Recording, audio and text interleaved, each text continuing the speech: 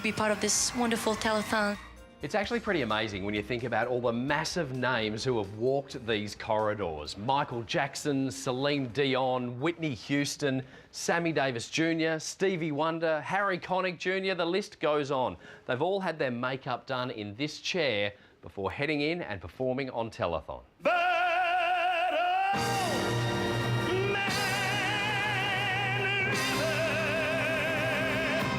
Whitney Houston was by far the best. She performed in this studio at the opening and the closing with her band, and there's no doubt about it, the whole building rocked. Stevie Wonder was probably one of the most sincere. He liked the program so much, he kept his band here. He was due to fly up to Sydney that night on the Sunday, but he kept his band here and he performed the closing. Well, Jeff, this is going to bring back some memories. The film vault. Deep in the bowels of Channel 7, most of the shelves have been dismantled, but we still managed to find a treasure trove of TV history. Film. Film? What is that? Well, it's unheard of. Do you know that's how the programs used to go to air? The movies would come in a big box like that, and that'd be the movie. And the ads were actually physically inserted into the film. Mountains of memorabilia. Now, this is the book of Telethon 1975. And do you know the terrible thing about it? I remember it. Well, here you are with John Farnham. Do you remember that? Yes, I do. State Affair. Now, and that was sort of a forerunner to Today Tonight, really, wasn't it? Yes, And let's yes, have a look what yes. they were reporting on. In 1987, State Affair is investigating claims by a Perth man that he lost his life savings to the controversial Church of Scientology. Good grief. We're still reporting on that. Nothing's changed.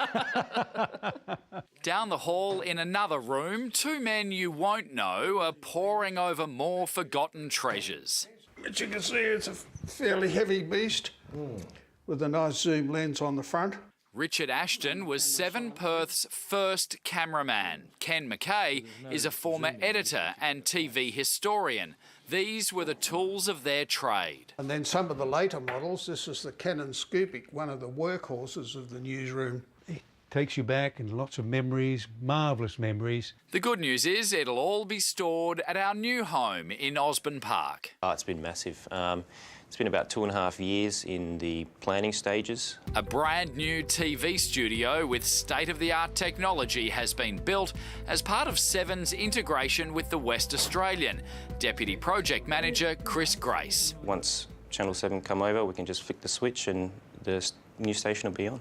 As one era ends, another is about to begin. The state's first official television. Mark Gibson there. Weather's next.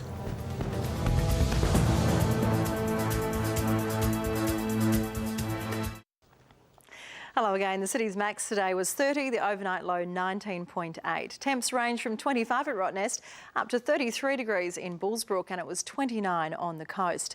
Tomorrow, warm and partly cloudy for Albany, 28 degrees for Bunbury, 29 in Geraldton, and early storms are possible for Kalgoorlie.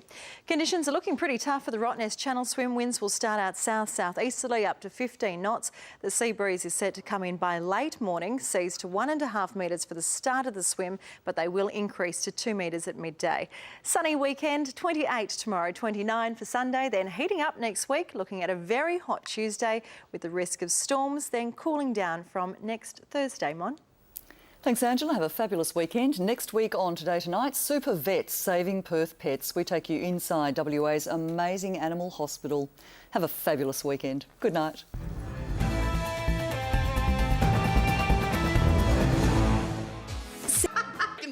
I didn't even